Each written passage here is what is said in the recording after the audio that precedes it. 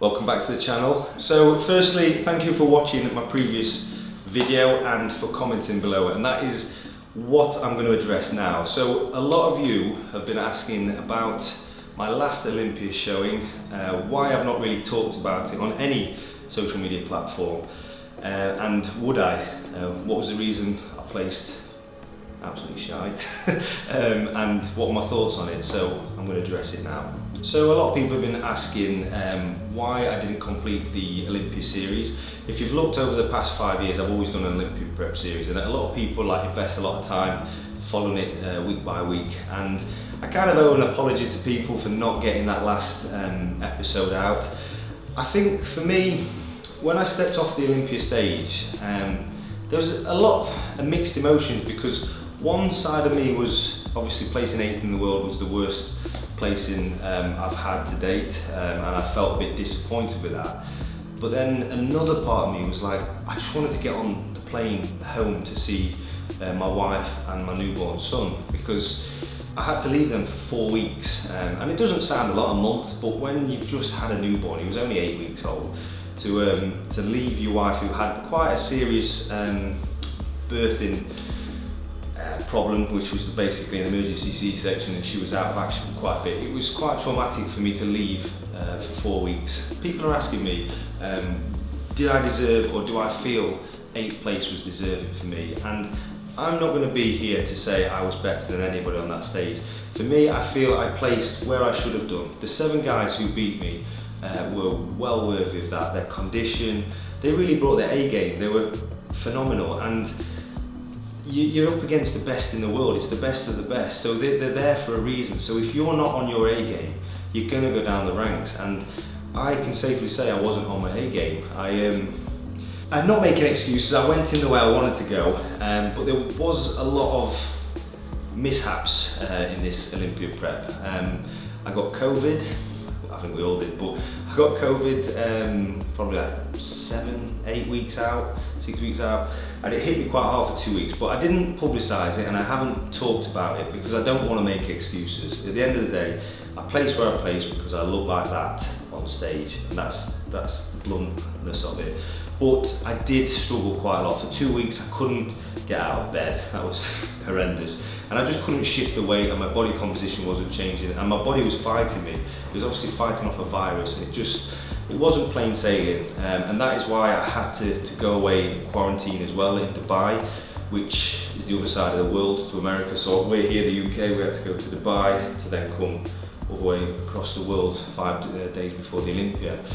So there was a lot of factors which were hard and difficult, but when I landed in America 5 days out, I did my first full body circuit and started the peak week process. I was in a good place. So all of that, what I've just said, is not an excuse, because 5 days out I was where I wanted to be, and I felt, I wouldn't say confident, because I'm not that type of person to be overly confident. I just felt in a good place. I felt like this was the best I could have been, and it was one of the best packages I felt I looked like when I was hitting some poses in the mirror. So I was excited to get on stage, but then at the same time I was really missing my family, and I just couldn't wait for it to be over to get home. In those 5 days in the run up to stepping on stage, I didn't want to do too many things different to what I was previously doing throughout the whole prep. So I was down to 200 pounds, and I liked the way I looked.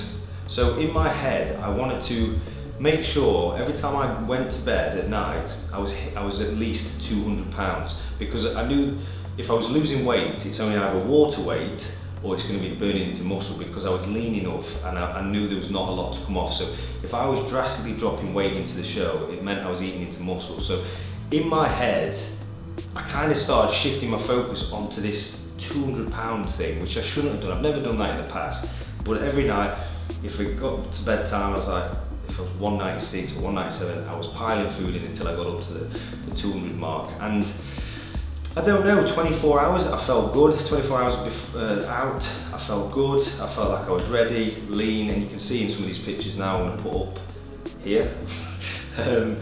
Yeah, I was ready. I was where I wanted to be. But I don't know massively what changed. When we got backstage on the day of the show, I felt fine. We started to pump up, normally that's a weird feeling for me, because normally I come in undercarb slightly, because I don't ever want to spill over and look not as conditioned, because that's my ace card.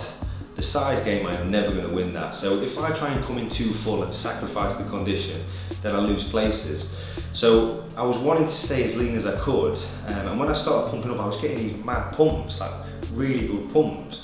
But it was alien to me, that was. But I was taking it in the mirror, it looked quite good, looked full, and we just kept getting pushed back time-wise. But we're all in the same boat, so like it doesn't matter. We've all got the same knockbacks. But it was about 40 minutes after we'd started pumping up before we went on stage, and I think I got in my own head. I was panicking, my back wasn't going to be thick enough, so I started doing a lot of deadlifting, a lot of rowing backstage, which is ludicrous. Now I've got a normal head on, it's just ludicrous to be doing that. I was doing a lot of wide grip pull-ups to try and keep my back as full as possible, to keep that thickness, so I could stand to the likes of Brandon Hendrickson, Raymond Edmonds, these guys who have got huge tortoise shell backs, and stepped out on stage, and yeah, the footage, it speaks for itself.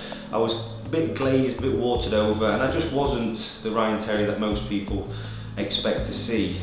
So it's my fault. It was a rookie mistake what I did, and I paid the price by coming in 8th place. And I don't want to take anything away from the guys who did beat me though, because like I say, it's all about how you are on that day at that time, and they nailed their prep, and obviously I messed up along the way. So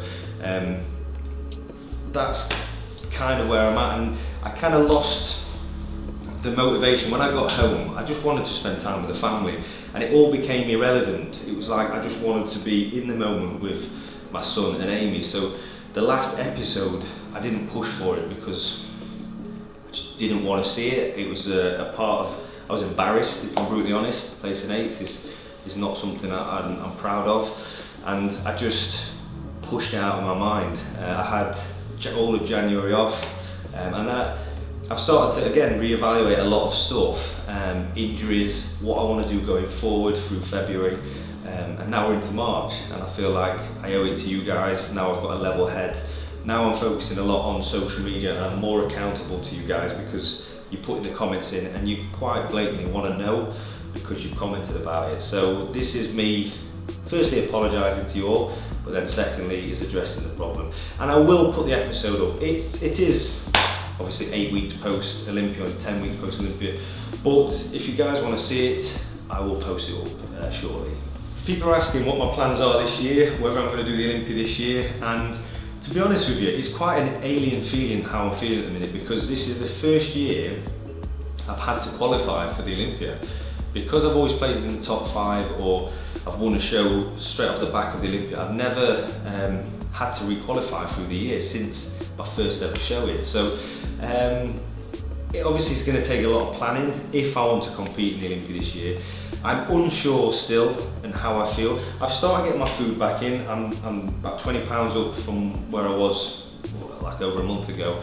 So I'm getting back into the swing of things, but it's just whether I'm going to be competitive enough and in the right mindset to be on an Olympia stage, because I don't want to be a guy who just turns up and there's a number on stage. Like, if I'm going to be on the Olympia stage, I need to know 100% I've got a chance of being number 1 and winning it and fighting for that title, because like, I'm not there to make the numbers up. So I won't put myself through it unless I'm ready to do it. But maybe I need another challenge, a different show maybe, I don't know, we'll see. But I'm going to leave it there because I don't know, so there's no point me trying to make out and hide things from you. I will be as honest and blatant and tell you how I'm feeling and where I'm going to go.